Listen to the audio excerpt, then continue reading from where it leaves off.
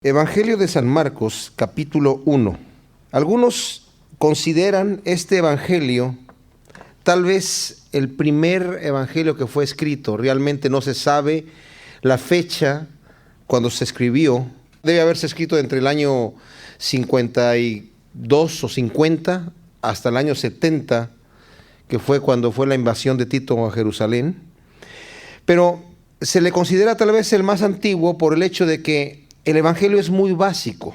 Acabamos nosotros de estudiar el evangelio de San Mateo y pareciera ser que va a ser un poco redundante el estudio de pasar por los 4 evangelios, pero en realidad vamos a ver no tanto el enfoque que le da Marcos aquí, sino vamos a ver lo que el Señor nos va a mostrar a través de todo esto. Yo creo que es importantísimo que antes de pasar a cualquier doctrina del Nuevo Testamento, conozcamos al autor de nuestra salvación, al objeto central de la doctrina misma del Nuevo Testamento.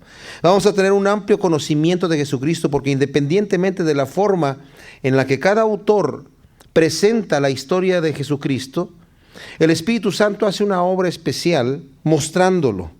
Muchos de los comentarios que yo leo se esfuerzan mucho en tratar de entender qué era lo que el autor estaba demostrando. Y eso es válido, tiene mucha validez.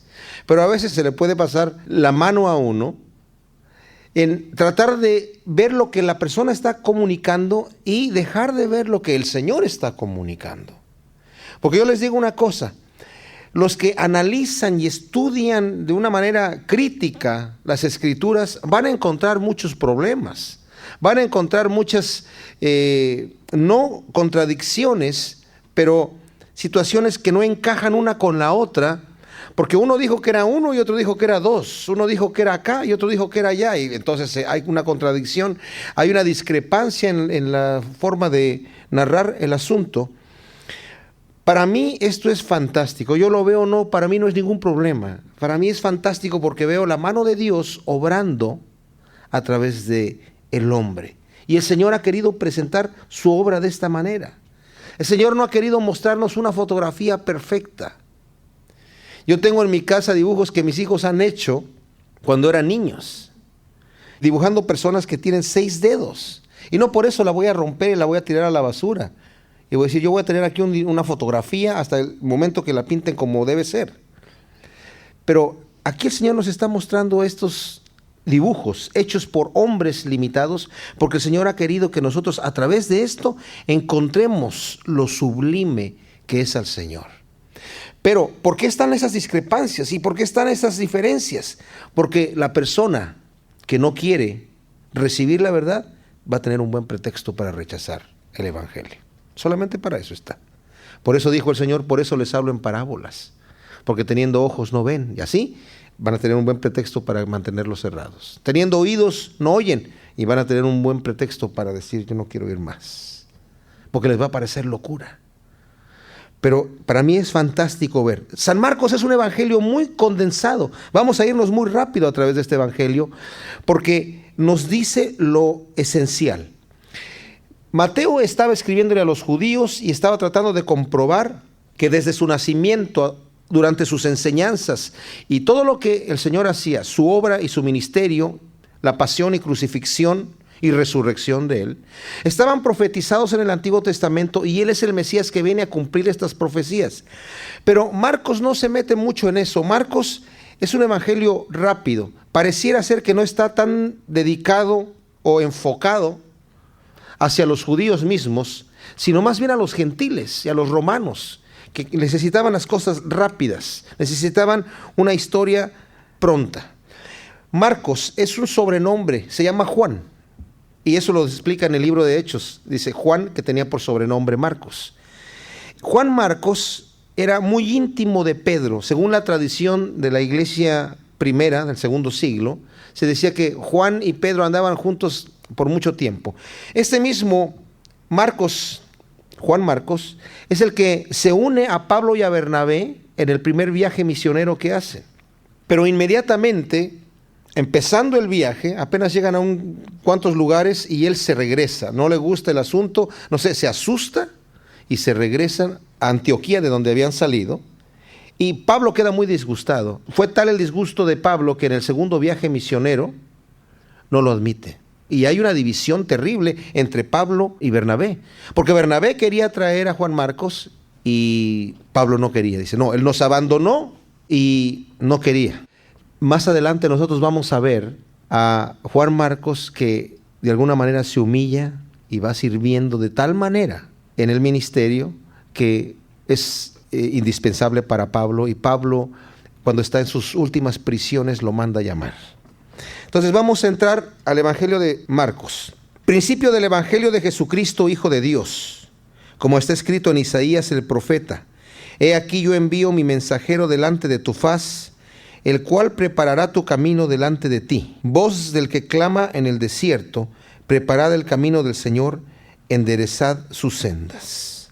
Aquí nos está dando la introducción del ministerio de Juan el Bautista. Aquí nos dice que es Isaías el que dice esta profecía. En realidad son dos profetas. Uno de ellos es Malaquías y la otra profecía sí es de Isaías. Pero ¿saben una cosa?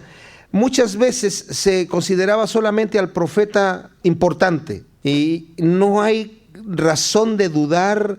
Aquí se equivocó Marcos, ¿cómo es que no dice como dijo el profeta Malaquías y también el profeta Isaías? Y hay gente que se mete en detalles así. No importa. Fíjense el mensaje, la profecía que viene del ministerio de Juan el Bautista. Yo envío a mi mensajero delante de tu faz. ¿De cuál faz? Delante del Mesías, delante del prometido. Él empieza sus palabras: principio del Evangelio de Jesucristo, Hijo de Dios. No nos menciona su nacimiento, no nos menciona nada más, nos menciona Él es el Hijo de Dios. Inmediatamente introduce este principio para que ya sepamos quién es Jesucristo. Y esta profecía acerca del Bautista: va a preparar el camino, el cual preparará tu camino delante de ti. Y también, voz del que clama en el desierto: preparad el camino del Señor, enderezad sus sendas. Juan andaba también diciendo: haced llano el camino. Hay que rellenar el camino, porque los reyes acostumbraban visitar a veces las aldeas, y cuando visitaban las aldeas arreglaban los caminos para que cuando el rey visitara no fuese problemático, ¿verdad? No se viera feo, pintaban las casas, etcétera. Bautizaba Juan en el desierto y predicaba el bautismo de arrepentimiento para perdón de pecados. Y salían a él toda la provincia de Judea, y todos los de Jerusalén eran bautizados por él en el río Jordán, confesando sus pecados. Y Juan estaba vestido de pelo de camello y tenía un cinto de cuero alrededor de sus lomos, y comía langostas y miel silvestre. Predicaba diciendo: viene tras mí el que es más poderoso que yo, a quien no soy digno de desatar encorvado la correa de su calzado. Yo a la verdad os he bautizado con agua, pero él os bautizará con Espíritu Santo. ¿Saben? Esto es bien importante porque Juan el Bautista, ¿saben?, era hijo de un sacerdote que estaba en ese momento operando en el templo, y él mismo, Juan el Bautista, aunque es del linaje del sacerdocio, se sale de allí afuera a predicar en el desierto, porque en el ministerio de Juan el Bautista él va a criticar la religiosidad falsa que los judíos estaban siguiendo desde afuera. Pero hace algo bien interesante Juan. Jesucristo más adelante dice de él que él era el mayor profeta que ha habido. Y Juan pareciera una persona extraña que se va al desierto a predicar y se viste de piel con un cinto de cuero y come langostas, saltamontes. No crean ustedes que eran langostinos. Langostas y miel silvestre. Y de alguna manera está demostrando Juan que él está despreciando todo lo que el mundo ofrece. No hace campañas de evangelismo, no hace publicidad. La gente sale a donde está él. Y él bautiza a la gente en un bautismo de arrepentimiento. Esta era una práctica que los judíos conocían, no muy antigua, pero que significaba: de aquí en adelante yo me limpio, quito todos mis pecados, de aquí en adelante hago un pacto con Dios. Esto es importante que nosotros entendamos, porque Jesucristo les ordena a sus discípulos, eso lo vimos al final del Evangelio de Mateo, les ordena a sus discípulos: ustedes prediquen el Evangelio, hagan discípulos, y bautícenlos en el nombre del Padre, y del Hijo y del Espíritu Santo. ¿Por qué el bautismo? Si Jesucristo ya viene a entregarnos un nuevo pacto, ¿qué tiene que ver el bautismo? El bautismo no es ningún sacramento que va a hacer algo en nosotros físicamente. El bautismo es para nosotros un cambio de vida. Significa, de aquí en adelante yo prometo entregar mi vida al Señor. El bautismo se empezó a practicar en el siglo IV, bautizando a los niños, cuando Constantino, que supuestamente se había hecho cristiano, que realmente lo dudo mucho, dejaron de perseguir a la iglesia cristiana y él mismo se constituyó sumo pontífice. Y obligaron a la gente a ser cristiana. Dijeron, de aquí en adelante ya no se van a llamar cristianos, se van a llamar la religión universal. Y les impusieron el bautismo a los niños para que ya desde el principio eran ya cristianos, los garantizaban, o sea, los sellaban desde pequeños. Pero le quita ese bautismo infantil, que lo practican en varias religiones, le quita realmente el propósito que tiene el bautismo. El bautismo es un bautismo de arrepentimiento, cuando la persona dice, yo me arrepiento de mi vida pasada y quiero dejar de hacer lo que yo hacía antes, quiero dejar de tomar el control yo de mi vida y quiero que Dios tome el control. Y dice el apóstol Pedro, el bautismo viene a ser una aspiración a una nueva conciencia. Es como firmar el contrato, el pacto. Señor, de aquí en adelante te entrego mi vida y estoy en serio y voy a tomar este paso. Y era la práctica de los apóstoles en el libro de los Hechos, que cuando llegaban y predicaban el evangelio, se lo predicaban a los adultos, a los que entendían. Una vez que entendían el mensaje, los bautizaban. Y ya eran considerados cristianos, que de ahí en adelante empezaron a llevar el nombre de cristianos. Entonces, cosas que hay que notar de Juan, vemos su humildad, porque dice, viene detrás de mí uno que es más poderoso que yo. No le da envidia que va a venir su primo, que en realidad el Señor era su primo, más joven que él, 6 meses más joven.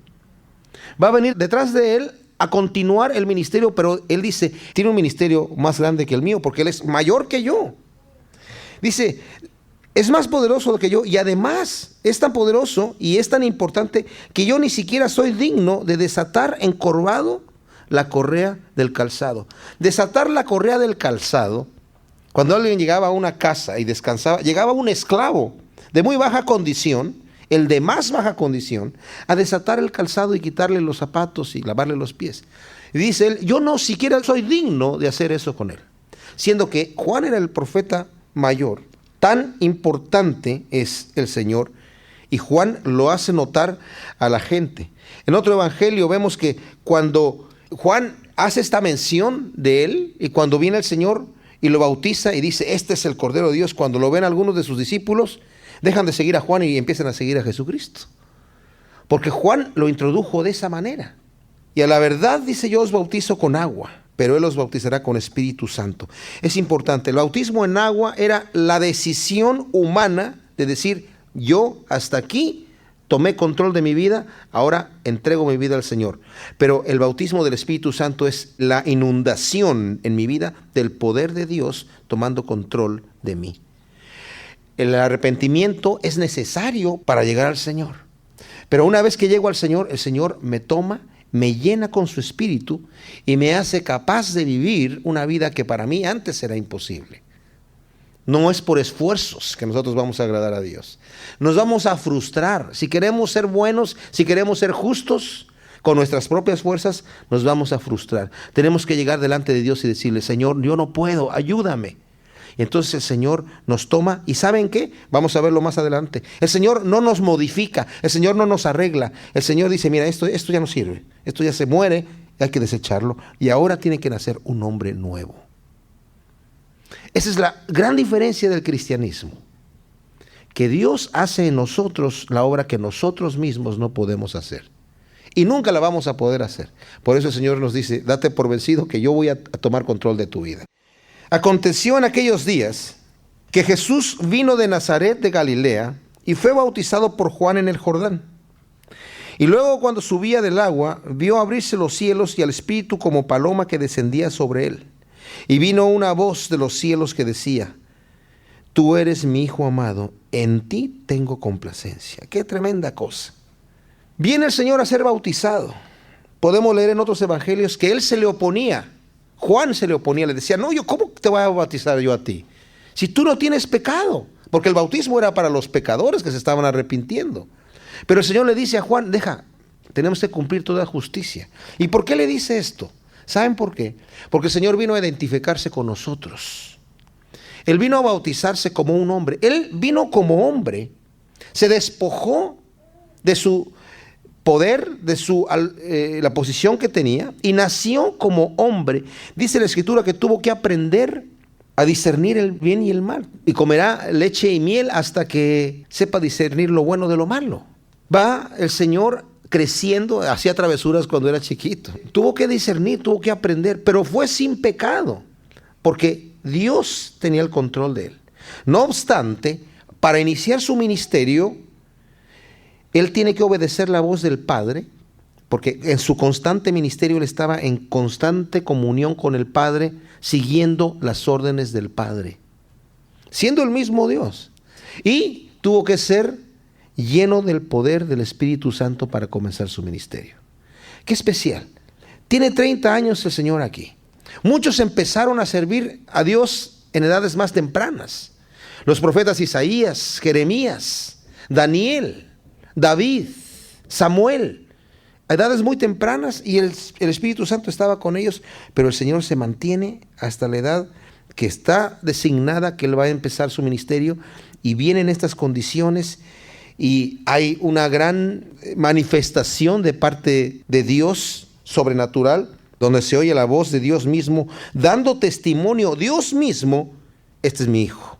No necesitábamos que nadie más dijera, o sea, es el mismo Dios el que está atestiguando, este es mi hijo amado, y en él tengo complacencia, óiganlo a él. Y luego el Espíritu le impulsó al desierto, y estuvo allí en el desierto 40 días, y era tentado por Satanás, y estaba con las fieras, y los ángeles le servían. Aquí Marcos no nos narra cómo fue el proceso de la tentación, que sí lo narra Mateo y lo narra Lucas. Pero nos dice solamente que el Espíritu lo impulsa al desierto, y ahí estaba 40 días y era tentado por Satanás, y después vinieron los ángeles a servirle. ¿Por qué el Espíritu lo manda al desierto? ¿Cuál es el propósito de esto? Bueno, las pruebas vienen a nuestra vida, ya como cristianos, no como un castigo de Dios. Las pruebas vienen a nuestra vida como una forma de ejercicio espiritual que nos va a capacitar a nosotros para hacer la obra a la cual Dios nos ha llamado. Saben, es imposible que nosotros pensemos, si venimos delante de Dios y todas las cosas van bien, de color de rosa, y todo es flores, y todo es perfume, y todo está bonito, que nosotros seamos capaces de realmente madurar espiritualmente. Es un ejercicio espiritual, y en este momento el Señor va al desierto llevado por el Espíritu y permite que Satanás venga a tentarlo. Hagamos nosotros una comparación en este momento. Sabemos que Adán pecó cuando escuchó la voz del enemigo y fue tentado, y comió del fruto que no debía haber comido.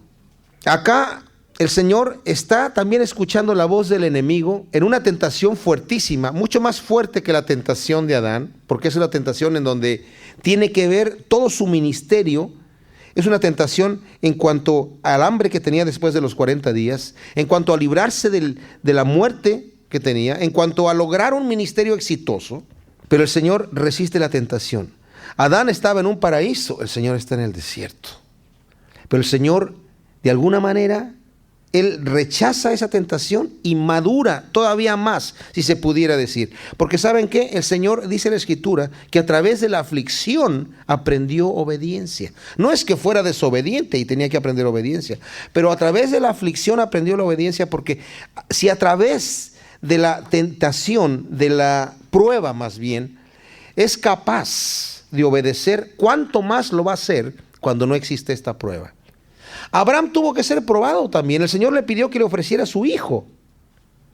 Y ya cuando lo iba a ofrecer le dijo, detente, porque el Señor sabe que le amas. Pero ¿cómo creció la fe de Abraham cuando confió que Dios iba no a quebrantar su promesa, sino que la iba a cumplir? ¿Cuál promesa? De que en su hijo Isaac le iba a dar descendencia, y él lo iba a matar en ese momento. Y en el libro de Hebreos, en donde nos habla de la fe, dice, por la fe Abraham sabía que de alguna manera Dios le iba tal vez a levantar de los muertos a su hijo, pero una cosa sí no iba a hacer el Señor, no iba a quebrantar su palabra. Y Abraham dijo en su mente, yo no sé cómo le va a hacer el Señor, no sé qué va a hacer, pero una cosa sé, no me va a fallar. Y aquí Jesucristo continúa, se mantiene firme, y luego vienen los ángeles y le sirven. Y ahí está listo para empezar su ministerio. Fíjense, qué especial. No solamente fue lleno del Espíritu Santo, tenía que pasar por una prueba, y esa prueba lo afirmó. Es como un ejercicio espiritual que lo hizo aún más fuerte para continuar. Después que Juan fue encarcelado, vino Jesús a Galilea predicando el evangelio del reino de Dios, diciendo, el tiempo se ha cumplido y el reino de Dios se ha acercado, arrepentíos y creed en el evangelio. Ese mismo mensaje lo estaba diciendo también Juan anteriormente. ¿Y saben una cosa? Llega el Señor a la escena e inmediatamente Herodes atrapa a Juan y lo mete en la cárcel y se termina el ministerio de Juan. Queda en la cárcel. Más adelante, el mismo Marcos nos va a explicar en detalle cómo fue que fue tomado, fue aprehendido y después fue decapitado por mano de el mismo Herodes. Andando junto al mar de Galilea, vino a Simón y Andrés su hermano, que echaban la red en el mar porque eran pescadores. Y les dijo Jesús, venid en pos de mí y haré que seáis pescadores de hombres. Y dejando luego sus redes le siguieron. Pasando de allí un poco más adelante, vio a Jacobo hijo de Zebedeo y a Juan su hermano, también ellos en la barca que remendaban las redes. Y luego los llamó, y dejando a su padre Zebedeo en la barca con los jornaleros, le siguieron. Se dice, según algunos comentaristas, que estos pescadores que trabajaban juntos, Pedro, su hermano Andrés y los hijos de Zebedeo, Jacobo y Juan, eran gente de media o clase alta, o clase media alta, porque tenían las redes que mencionan aquí, son redes muy grandes que solamente la gente con mucho dinero las podía comprar, muy caras, y el negocio de pesca ahí pues era bastante favorable para ellos. Tenían gente que los ayudaba, tenían empleados dentro de su empresa pesquera que tenían ahí. Y ellos, llega el Señor anunciando el evangelio, ellos escuchan el mensaje, empiezan a ver los milagros que el Señor está haciendo e inmediatamente dejan todo y lo empiezan a seguir. Nuevamente, aquí no nos menciona Marcos los detalles de los milagros que sucedieron y lo que ellos vieron para seguir al Señor, solamente dicen que lo seguían. Pero saben, esto es bien importante. ¿Cómo es que la fe de estos hombres que empezaron a seguir al Señor, empezaron con casi nada? Empezaron siguiendo a un hombre que estaba trayendo algo de esperanza. ¿Y cuál era la esperanza que tenía el Señor con estos hombres? Una esperanza que no era un religioso común, no era un tipo que se separaba de los malos, sino más bien le tendía la mano a la gente común y corriente. Y al tenderle la mano a la gente común y corriente, pues ellos se identificaban para seguirlo. Y qué especial, ¿verdad? Que el Señor sea así. Así nos hemos identificado también nosotros, ¿verdad? Porque el Señor nos ha llamado tal como somos. Luego aquí, en el capítulo 1, Marcos 1:21, dice, y entraron en Capernaum, y los días de reposo entrando en la sinagoga enseñaba. Y se admiraban de su doctrina porque les enseñaba como quien tiene autoridad y no como los escribas. Pero había en la sinagoga de ellos un hombre con espíritu inmundo que dio voces diciendo, ¿qué tienes con nosotros, Jesús Nazareno? ¿Has venido para destruirnos? Sé quién eres, el Santo de Dios. Pero Jesús le reprendió diciendo, cállate y sal de él. Y el espíritu inmundo, sacudiéndole con violencia y clamando a gran voz, salió de él. Y todos se asombraron de tal manera que discutían entre sí diciendo, ¿qué es esto? ¿Qué nueva doctrina es esta que con autoridad manda aún a los espíritus inmundos y le obedecen? Y muy pronto se difundió su fama por toda la provincia alrededor de Galilea. Aquí vemos un incidente muy especial. El Señor llega a la sinagoga y sale un hombre con un espíritu inmundo. Es muy común que en el momento que se está predicando la palabra, yo lo he visto en varios lugares, o si estamos adorando al Señor, si hay algún endemoniado entre la congregación, que en realidad no sé qué están haciendo ahí en la congregación, pero les gusta estar ahí, algunos de ellos, ¿verdad? Aquí había un endemoniado en la sinagoga. Debería más bien estar por allá afuera, pero estaba dentro de la sinagoga, y en el momento que viene el Señor, se manifiesta el demonio. ¿Y qué es lo que hace el demonio en ese momento? Dice, ¿qué has venido para destruirnos? Sé quién eres, el Santo de Dios. Ahí el Señor pudo haber dicho, ¿cómo? No te escuché. ¿Quién dices que soy? El Santo de Dios. Un poquito más fuerte. El Santo de Dios. ¿Oyeron ustedes? El Señor pudo haber tomado de ahí ventaja para que empezara un ministerio popular. Pero el Señor no iba a dejar que Satanás le hiciera publicidad. Así que le dijo, cállate y sal. Inmediatamente el espíritu sale de él y la gente se asombra de tal manera que dice, ¿quién es este? ¿Qué es esto? ¿Qué nueva doctrina es esta? Que con autoridad manda aún a los espíritus inmundos y le obedecen. ¿Saben? Una de las cosas que el Señor tenía que asombraba a la gente era la autoridad con la que hacía las cosas. El Señor, y yo imagino haberlo conocido en persona, debe haber sido algo realmente impresionante. Porque se veía como una persona común y corriente. Lo despreciaban por su aspecto. Pero en el momento de pararse a enseñar, enseñaba con autoridad y no se cuidaba de nadie. Llegaban delante de él, tal vez yo me imagino a los religiosos fariseos y todos los escribas, venían ahí con todos sus lujos, con toda su pompa y con soldados también. Y era como para que cualquiera les tuviera temor. Y hipócritas, les decía ahí en su cara lo que eran. Y les decía a la gente, para entrar al reino de los cielos, si su justicia no es mayor que la de estos que están aquí, no van a entrar. Y el Señor no se cuidaba de esas cosas. Delante de Pilato. No le dijo, Pilato, ¿qué no sabes que yo tengo autoridad para...? Sí, Señor, sí. Bueno, mire, perdón, es que yo estoy aquí equivocadamente. No. Él no le contestó nada. Lo contestó solamente cuando él decidió contestarle. Delante de Herodes. No contestó una sola palabra. Al Señor no le interesaba quedar bien con nadie. Hablaba con autoridad. ¿Y por qué? Pues porque es el Señor. Tiene toda la autoridad y sabe que tiene la autoridad. Muchas veces nosotros la autoridad que Dios nos ha dado no la tomamos. No se trata de salir ahí y creernos los supermanes, no. Pero el Señor nos ha dado una autoridad en nuestra propia vida contra nuestra propia carne. El enemigo número uno de nosotros somos nosotros mismos. Y el Señor nos ha dado autoridad sobre eso y necesitamos tomar. Bueno, y dice, se asombraban de esa autoridad y también de que los espíritus inmundos le obedecieran. Al salir de la sinagoga, vinieron a casa de Simón y Andrés con Jacobo y Juan. Y la suegra de Simón estaba acostada con fiebre. Y enseguida le hablaron de ella. Y entonces él se acercó y la tomó de la mano y la levantó e inmediatamente le dejó la fiebre. Y ella le servía. El Señor vivía en Capernaum en este momento. Mientras estaba haciendo su ministerio y predicando en toda la región de Galilea. Él nació en Belén, creció en Nazaret, pero cuando estaba haciendo su ministerio estaba viviendo en Capernaum. Y es muy probable que ya una vez habiendo llamado a Pedro, algunos piensan que tal vez vivía en la casa de Pedro. No sabemos.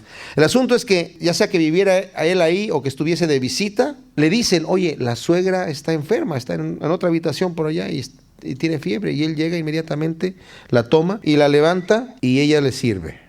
Cuando llegó la noche, luego que el sol se puso, le trajeron todos los que tenían enfermedades y a los endemoniados. Y toda la ciudad se agolpó a la puerta y sanó a muchos que estaban enfermos de diversas enfermedades y echó fuera muchos demonios y no dejaba hablar a los demonios porque le conocían.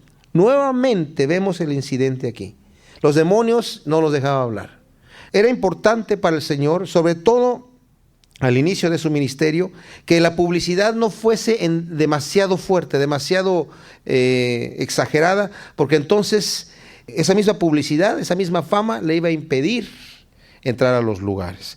Yo de hecho no sé cómo le hacen los grandes personajes que llegan a ser verdaderos íconos en la sociedad, que están sirviendo en el ministerio, ¿cómo le hacen para después poder servir de una manera personal y práctica? ¿Verdad? Tiene que ser siempre en estadios, en multitudes, y de una forma bien impersonal, por la misma fama, ¿verdad?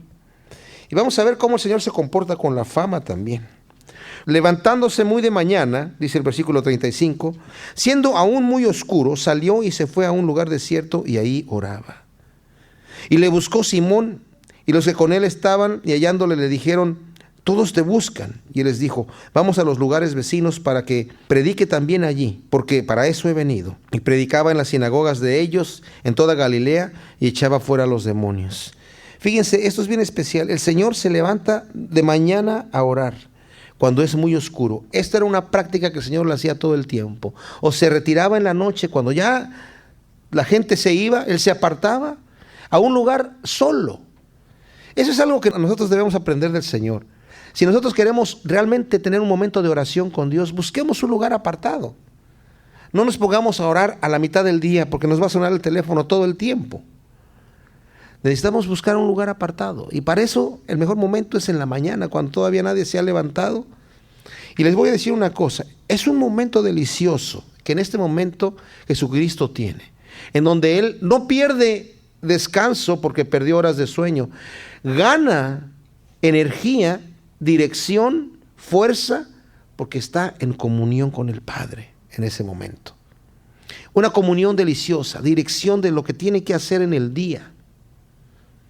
Y en este momento tan exquisito que está teniendo de adoración y de comunicación con el Padre, llega Pedro con poca táctica a distraerlo y le dicen: te están buscando, la gente te busca.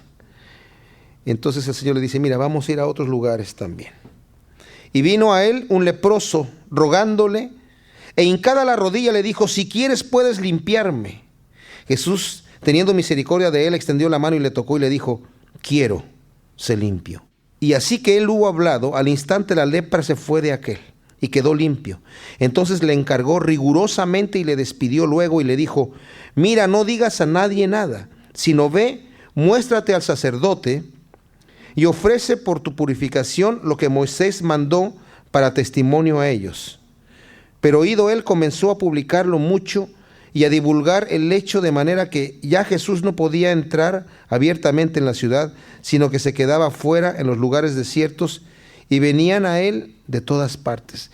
Fíjense qué especial. Los leprosos eran considerados impuros.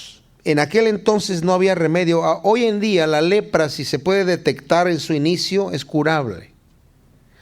En aquel entonces la lepra era incurable, totalmente. Y la persona que se le detectaba lepra era cortada no solamente de entre la sociedad, sino de su ciudad. Tenía que vivir afuera, donde vivían los endemoniados y donde vivían, ¿me entienden? Los desechados de la sociedad afuera. No podían entrar. Y si por algún motivo necesario de emergencia tenía que entrar a la ciudad, o tenía que pasar por un poblado o un lugar en donde hubiese gente, tenía que ir gritando: impuro, impuro, para que la gente escuchara y se hicieran a un lado, porque hay de aquel que lo tocara, o que tocara algo que él tocó, porque ceremonialmente quedaba impuro. Entonces, imaginen ustedes cómo se sentían estas personas, que lentamente se iban muriendo, se les iba cayendo la carne a pedazos, poco a poco, y se iban muriendo lentamente. Escucha que Jesús va pasando por ahí y viene corriendo, no le interesa que la gente le vaya a decir lo que le vaya a decir, se hinca delante de él, obviamente conociendo el carácter del Señor.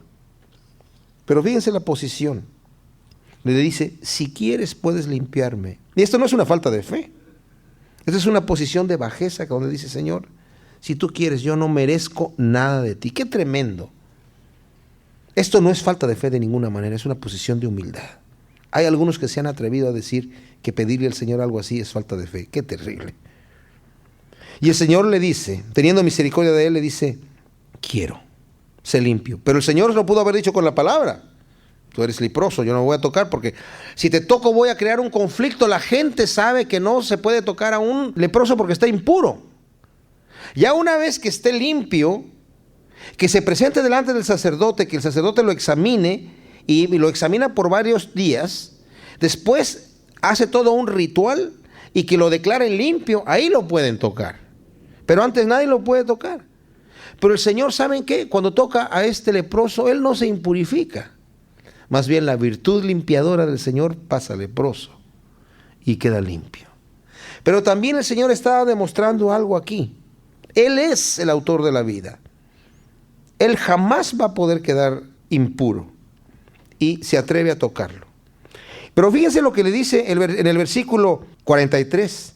Entonces le encargó rigurosamente, esta palabra es muy fuerte y muy enfática. Le dijo, mira, esto que te voy a decir es muy importante. Obedéceme en esto que te voy a decir. No le digas a nadie lo que te acaba de pasar, antes bien ve y preséntate delante del sacerdote para testimonio a ellos. ¿Por qué para testimonio? Porque el sacerdote va a decir, ¿un leproso curado? Eso no ha pasado nunca. Sabemos que en la ley de Moisés dice lo que hay que hacer cuando un leproso se cura, pero esta es una enfermedad incurable. Solamente Dios lo puede sanar. Ese es un acto milagroso. ¿Y cómo te sucedió esto? Y al sacerdote sí le podía haber dicho, bueno, es que me encontré con un hombre que se llama Jesús en Nazaret y me hizo esto. O sea, él tenía que ir a Jerusalén a hacer esta situación. ¿Pero qué hace este hombre? Pero oído él, comenzó a publicarlo mucho y a divulgar el hecho, de manera que ya Jesús no podía entrar abiertamente en la ciudad, sino que se quedaba fuera en los lugares desiertos y venían a él de todas partes. Aquí no sabemos si lo hizo por algo malo, ¿verdad? Obviamente yo creo que lo hizo porque estaba muy emocionado. Imagínense un leproso ahí que todo el mundo ya lo conocían, el leproso. Como vimos en Mateo que decía, y el Señor estaba comiendo en la casa de Simón el leproso, pues ya no estaba leproso, pero ya se le quedó el apodo de leproso. De repente lo veían, oye fulanito, ¿no eres tú el leproso? Sí, ¿qué te pasó? No te puedo decir. No sabemos si esa era la situación, ¿verdad? O simplemente no le importó el mandamiento. Lo que pasa es que él empezó a divulgarlo, pero el Señor se lo había dicho por un motivo. Él quería todavía ministrar dentro de la ciudad y ahora ya no podía. Porque la fama de él corrió mucho, ahora tenía que irse a lugares apartados y la gente tenía que salir a él. Y eso es la consecuencia de haber desobedecido el mandamiento que rigurosamente le había encargado el Señor. Entró Jesús otra vez en Capernaum después de algunos días y se oyó que estaba en casa. De en casa, que estaba en su casa. E inmediatamente se juntaron muchos, de manera que ya no cabían ni aún en la puerta, y les predicaba la palabra. Entonces vinieron a él unos trayendo un paralítico que era cargado por 4. Como no podían acercarse a él a causa de la multitud, descubrieron el techo de donde estaba y haciendo una abertura bajaron el lecho en que yacía el paralítico. Al ver Jesús la fe de ellos, dijo al paralítico, hijo, tus pecados te son perdonados. Estaban allí sentados algunos de los escribas, los cuales cavilaban en sus corazones. ¿Por qué blasfema este así? Blasfemias dice. ¿Quién puede perdonar pecados sino solo Dios? Y conociendo luego Jesús en su espíritu que cavilaban de esta manera dentro de sí mismos, les dijo, ¿por qué caviláis así en vuestros corazones? ¿Qué es más fácil decir al paralítico, tus pecados te son perdonados? O decirle, levántate, toma tu lecho y anda.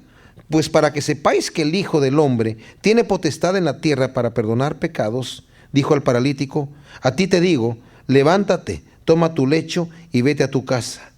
Entonces él se levantó enseguida y tomando su lecho salió delante de todos, de manera que todos se asombraron y glorificaron a Dios diciendo, nunca hemos visto tal cosa. Aquí vemos un incidente. Estos hombres vienen con el paralítico y la gente no los deja entrar. Oigan, con permiso, con permiso. No. Y todos están agolpados, aún afuera de la casa, escuchando lo que podían. ¿Qué dijo? Imagínense ustedes. Por la fama que tenía ya, querían escuchar la enseñanza que él tenía. Entonces, como estos hombres no podían de ninguna manera entrar, no los dejaban entrar, no se dieron por vencidos. Me maravilla la fe de estos hombres. Y el Señor, obviamente, se da cuenta de la fe de ellos. Aquí dice, el Señor viendo la fe de ellos. Porque tuvieron fe ellos y también tuvo fe el paralítico. La fe de ellos fue decir, de alguna manera nosotros vamos a hacer lo que tengamos que hacer para ponerlo delante de él. Se subieron al techo y empezaron a desarmar el techo. Hicieron una abertura suficientemente grande como para bajar el catre en donde estaba este hombre y ponerlo delante de él. Yo imagino que el Señor hasta se ha de haber reído, de decir, mira la fe de estos tipos aquí. Y con gozo, ¿verdad? Con una alegría decirle al paralítico, hijo, tus pecados te son perdonados. Sabiendo el Señor lo que tenía que decir. Ahora, los fariseos y los escribas que estaban allí entendían bien la doctrina. Dicen, ellos sabían, cavilaban en sus corazones, ¿quién puede perdonar pecados sino solo Dios? Eso era verdad, eso es verdad. Solamente Dios puede perdonar pecados. Lo que no sabían es que Jesucristo es Dios. Y justamente el Señor está haciendo esto para que ellos se dan cuenta quién es Él. Están cavilando esto cuando le dicen, el Señor les responde, ¿por qué piensan así? Porque ¿qué es más fácil? ¿Decirle tus pecados son perdonados o decirle levántate y anda? Bueno, en realidad es más fácil decir tus pecados te son perdonados porque nadie sabe si le fueron perdonados o no.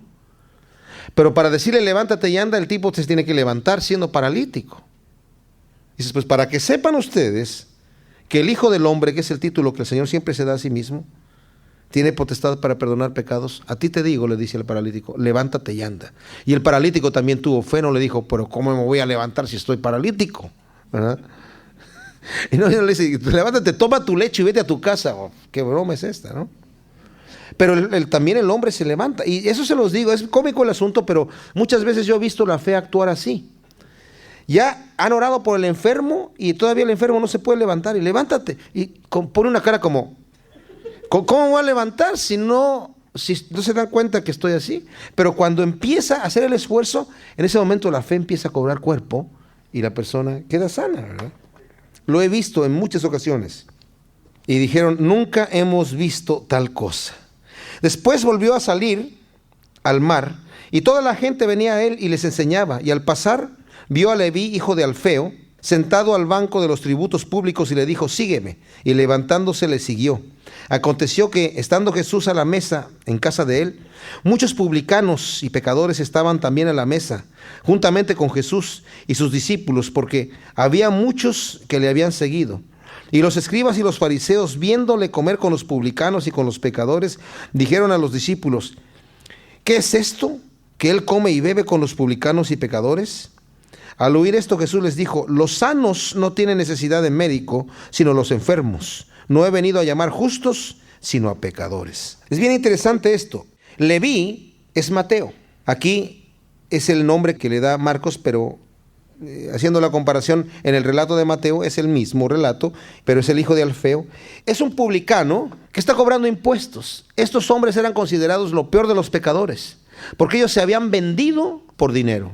Trabajaban para Roma, pero eran judíos y cobraban el impuesto de los judíos y les estaban siempre tratando de sacar lo más posible que pudieran, porque su salario dependía de eso, de la cantidad de impuestos que ellos pudieran sacar. El gobierno romano era muy corrupto y estos hombres eran terriblemente corruptos y no les importaba nada.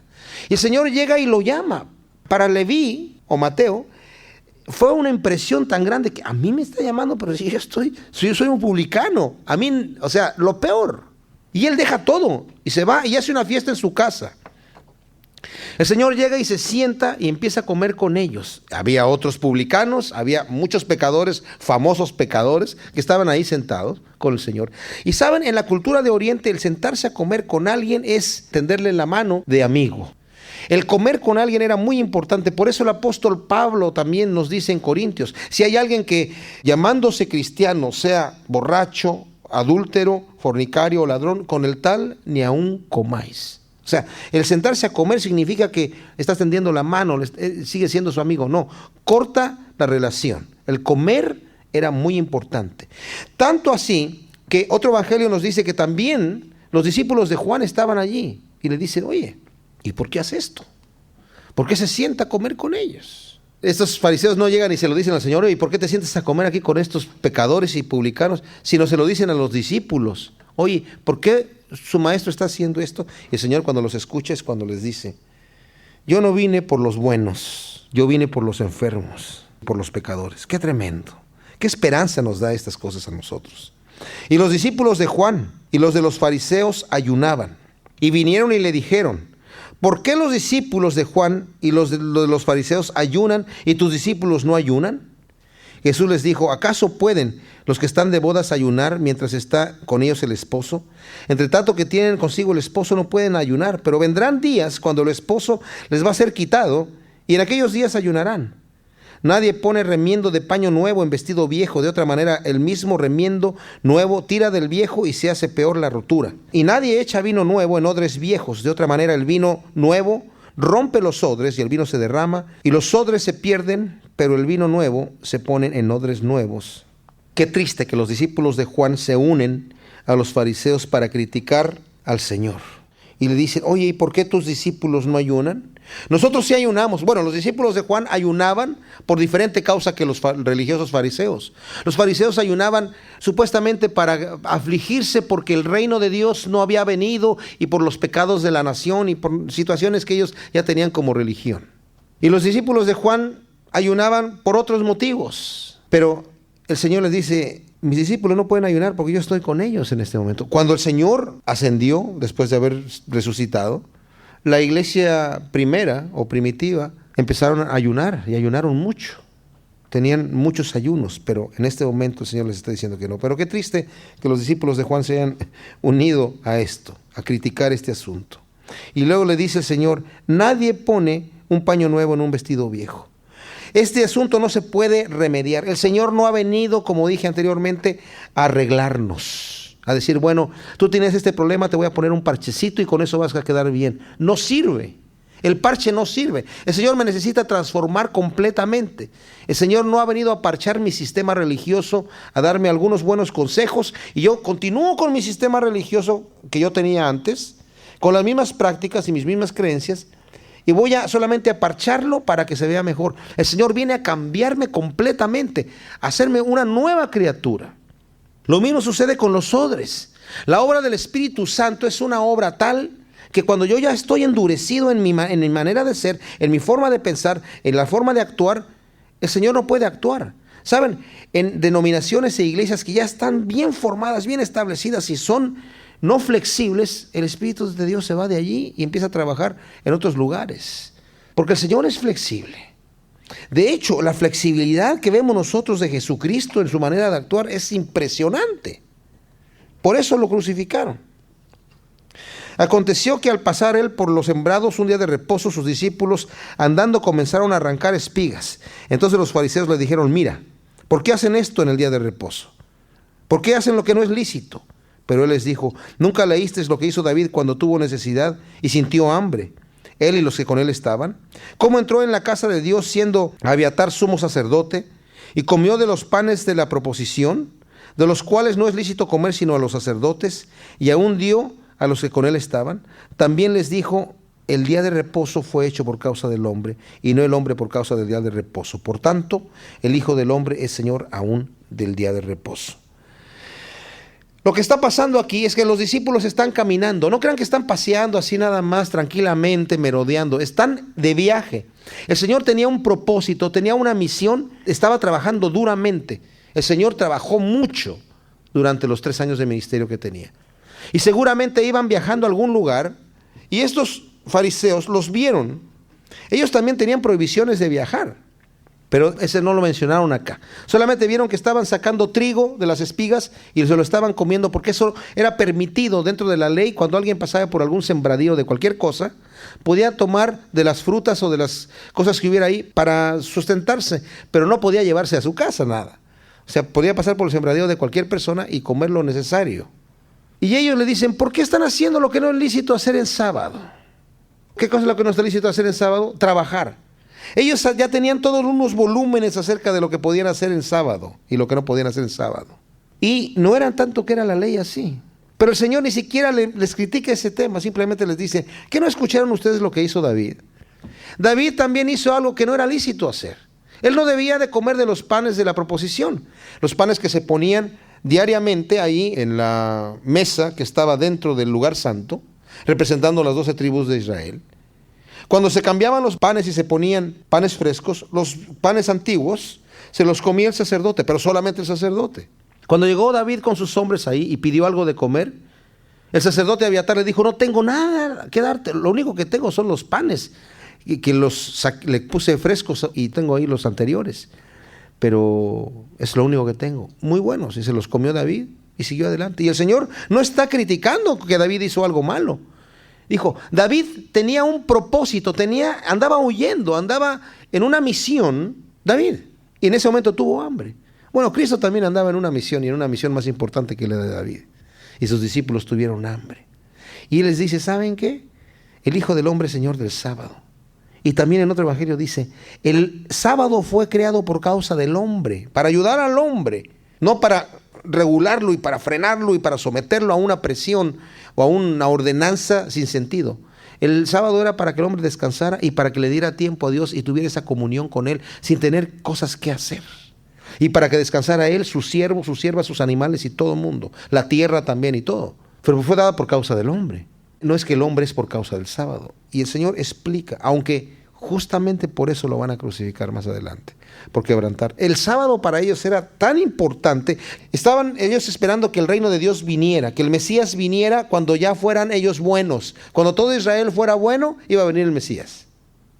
Y algunos rabinos decían, si tan solo todo Israel guardase el sábado, el Mesías viene. El sábado, importantísimo, hasta el día de hoy. Muchos judíos no creen en Dios, pero guardan el sábado. Así que tenemos que cuidarnos porque podemos llegar a ser muy religiosos, pero apartados totalmente de Dios. Gracias, Señor, te damos por tu palabra. Te damos gracias porque ciertamente vemos la aplicación en nuestra propia vida, Señor. Queremos agradarte en todo, Señor. Conocer tu corazón, conocer lo que tú tienes para nosotros. Y, Señor, vivir unas vidas santas, unas vidas que manifiesten los frutos y el poder de tu Espíritu Santo. En el nombre de Cristo Jesús. Amén.